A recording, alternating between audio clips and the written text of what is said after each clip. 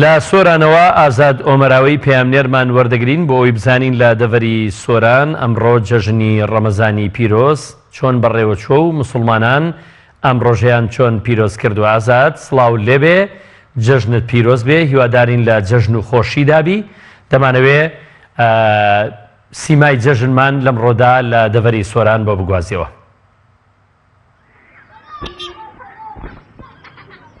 بەڵێ کاک بەختیار سڵاو لە تۆ و لە بینەرانی بەڕێز و خۆشەویست بێتن.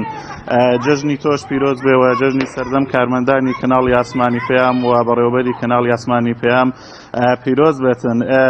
دیارە جەژنی ڕەمەزانی پیرۆز ئەم ساڵیش هاوڵاتیان بەمبەستی جەژنە پیرۆزە سەردانی یەکتریان کرد. دوای ئەنجامدانی فەریزەی نوێژی جەژن هاوڵاتیان بۆ جەژنە پیرۆزە سەردانی ماڵەکان یەکتریان کرد و دیارە جەژن لە ئێستادا بەهۆی ئەوەی کەوا نزیکە بینەوە لە نوێژی هەینی هاوڵاتیان کەمتر سەردانی یەکتر ئەکەن.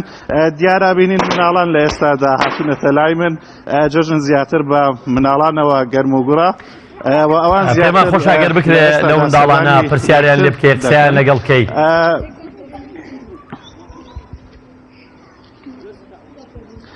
بەڵێ جەژنتان پیرۆز بێ. جەژنی ڕەمەزان چۆنە بەلای ئێوە؟ لای سەلامەتی. جەژن بەلای تۆوە چۆن بوو جەژنی ڕەمەزان؟ چەند شکلات تۆ کردەوە؟ وەڵای زۆر زۆر باش. چەند شوێنت کرد؟ وەڵای باش بوو. جەژنی تۆش پیرۆز بێتن. مناڵانە باس لەوەکەن کەوا چکلێتی زۆریان کۆ کردوێتەوە لە جەژنانەدا کاک بەختیار، ئەوان دڵیان خۆشە بە جەژنی ڕەمەزانی پیرۆز. من ئەمەوێتن زیاتر ئاماژەش بەوە دەم بە کار و چالاکیەکانی مەڵبەندی سۆرانی کۆمەڵی ئیسلامی لە جەژنی لە مانجی ڕەمەزانی پیرۆزدا بۆ زانیاری زیاتر بەرپرسی مەڵبەندی سۆرانی کۆمەڵی ئیسلامیم لایە ئەو وەرەگرم ماوەستاگەر بیتە ئێرانە جەژنت پیرۆز بێتن. ئەگەر زیاتر تشک بخەیتە سەر ئەو کارە خێرخوازیانەی کەوا ئێوە لە مانجی ڕەمەزانی پیرۆزدا ئەنجامتانداون. بەناوی خوای بەخشەندەی میهرەبان، لە سەرەتا منیش لە ناخی دڵمەوە جژنانی خۆم ئاڕاستەی سەرجەم مسلمانانی جیهان دەکەم و بەتایبەتیش مسلمانانی هەرێمی کوردستان.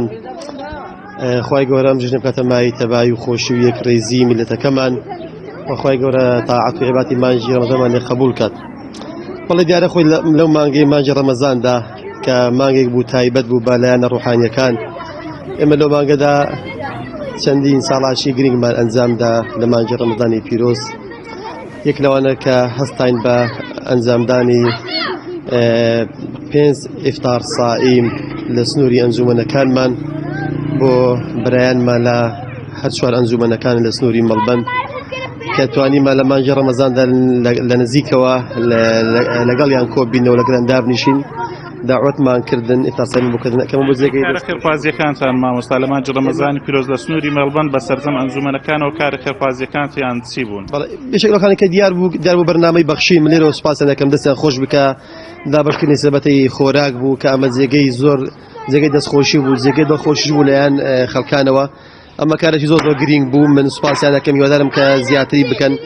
وێڕێ ئەوە کۆکردنەوەی کۆمەکێکی زۆر بۆ خەڵکانی کەم دەرامەت ئەوانی پێویست لە سنووری مەڵبەند و یەکیشتر لە کارەکانمان لە مانجی ڕەمەزان بریتی بوو لە بەسەرکردنەوەی دۆڵی ڕوس. دیارە لەوێن دەرلافاوێک کاتبوو کە خەڵکانێکی زۆر لی زەرمەند بوون لەم لافاوە. ئێمە وەکو تیمی مەڵبەند بە ئامادەبوونی سەرۆکی فراکسیۆن هەستان چوین بە بەسەرکردنەوەی سنووری ناحیەی سمیلان، دواتیش لە ڕۆژین بۆ قەزای چۆمان و ناحیەی حاجۆمەران لە نزیکەوە مەتەکردنەوە گوێشمان لێگرتن و پێشمان گوتن کە راپۆرتێک ئامادە بکەن ئەوانەی کە زیانیان بەرکەوتووە بدەن بە پەرلەمانی کوردستان بتوانێت کە قەرەبووی لایانی مادیان بۆ بکەینەوە.